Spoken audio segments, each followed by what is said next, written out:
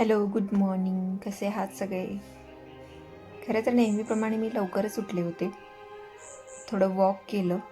त्याच्यानंतर मला मेडिटेशन करायचं होतं आणि थोडा एक्सरसाइज. ते सगळं आटपल्यानंतर मी नाश्ता बनवायला घेतला. आज सगळे घरीच होते. त्यामुळे मी आप्पे बनवायचं ठरवलं होतं. बॅटर तयार करून घेतलं होतं आणि आप्पे बनवायला सुरुवात केली. खरं तर त्याच्यामध्ये मी दही टाकलं होतं.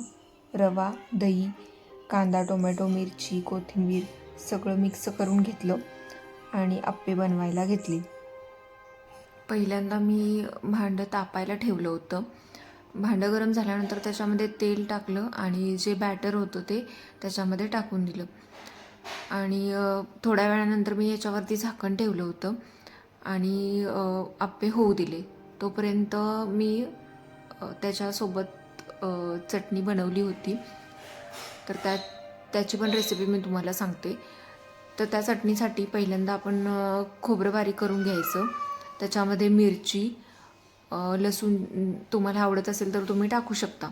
त्याच्यानंतर कढीपत्ता, थोडंसं मीठ आणि फुटाण्याची डाळ पण टाकायची. त्याच्यामुळे खूप छान चव येते त्याला.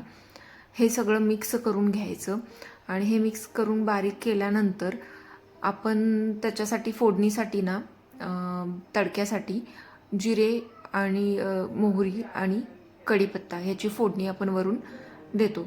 मस्त छान चटणी होते, खायला पण छान लागते. त्याच्यामध्ये तुम्ही थोडीशी साखरसुद्धा टाकू शकता.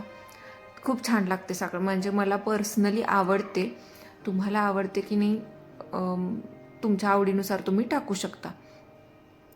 चटणीसोबत आप्पे खूप छान कॉम्बिनेशन होतं. छान चव आली होती त्याला, छान वाटत होतं. नंतर मी चहा ठेवला. चहा उकळू दिला, त्याच्यामध्ये दूध टाकून मस्त चहा बनवला. चहा, आप्पे असा आमचा नाश्ता होता आजचा आणि खूप छान वाटलं. खूप छान होती आजची सकाळ. तुमची सकाळ कशी गेली मला नक्की सांगा. त्याच्यानंतर तुम्ही कशाचे आप्पे बनवता हे सुद्धा मला नक्की कमेंटमध्ये सांगा. आणि व्हिडिओ आवडल्यास नक्की लाईक करा. माझं नवीन चॅनल आहे त्याला सबस्क्राईब करा. आणि खरंच खूप thank you and thanks for watching. Thank you so much and good morning.